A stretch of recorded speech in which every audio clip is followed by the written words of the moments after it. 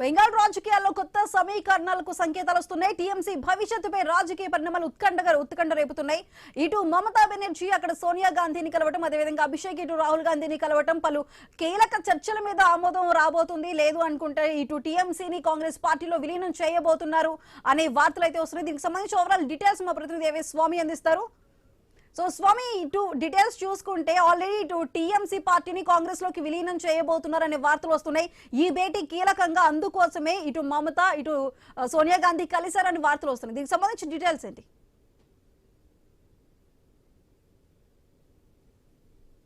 ఓడిపోయినటువంటి మమతా బెనర్జీ కీలకమైనటువంటి రాజకీయ పరిణామాలను ఎదుర్కొంటుంది. భాగంగానే ఇప్పుడు ఆ పార్టీకి సంబంధించినటువంటి కాపాడుకున్న ప్రయత్నాల్లో ఆమె తలమునకలై ఉంది.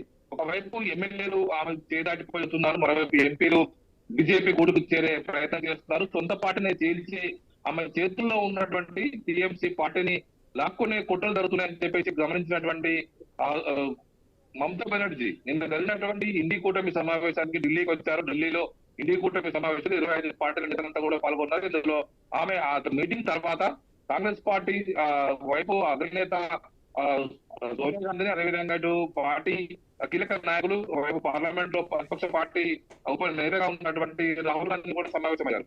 రాహుల్ గాంధీ తోటి సోనియా గాంధీ సమావేశమైన తర్వాత ఆమె పార్టీని కాంగ్రెస్ లో విలీనం చేస్తారు. ఇటు బీజేపీని ఎదుర్కోవాలంటే ఇది ప్రధానమైనటువంటి ఒక ఎత్తుగడగా ఆమె భావిస్తున్నట్టుగా కూడా చర్చ కొనసాగుతుంది.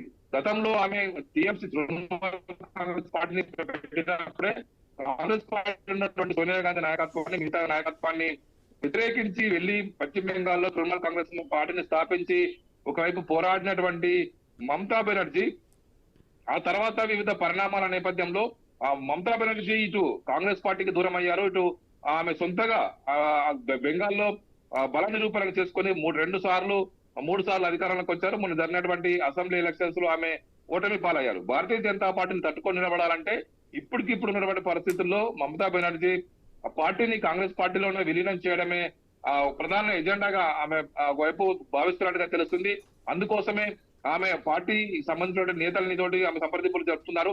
ఆమె కనుక కాంగ్రెస్ పార్టీలో చేరితే కాంగ్రెస్ పార్టీ ఆమెకు జాతీయ ఉపాధ్యక్ష పదవి ఇస్తానని చెప్పేసి సోనియా గాంధీ హామీ ఇచ్చినట్టుగా తెలుస్తుంది. మరోవైపు ఇటు ఆమె అల్లుడు అభిషేక్ బెనర్జీకి కాంగ్రెస్ పార్టీలో మరొక కీలక పదవి ఇస్తామని చెప్పేసి కాంగ్రెస్ పార్టీ అగ్రనాయకత్వం ఆఫర్ చేసినట్టుగా కూడా బయట చర్చ కొనసాగుతుంది.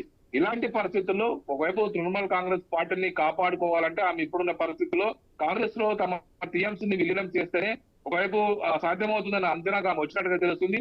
అందుకోసమే ఇప్పుడు మమతా బెనర్జీ తమ పార్టీలో ఉన్నటువంటి మొత్తం తృణమూల్ కాంగ్రెస్ విలీనం చేస్తే ఇటు లోక్సభలో, రాజ్యసభలో పార్టీకి సంబంధించినటువంటి ఎమ్మెల్యేలు, ఎంపీలు పార్టీ నిలబడతారు.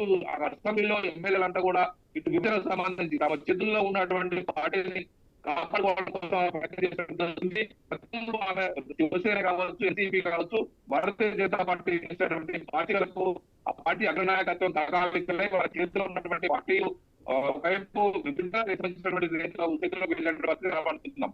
ఇటు ఒకవైపు మహారాష్ట్రలో చూసాము, శివసేన సంబంధించినటువంటి పార్టీ ఇటు ఏకనాథ్ సింగ్ చేతిలోకి వెళ్ళిపోయింది.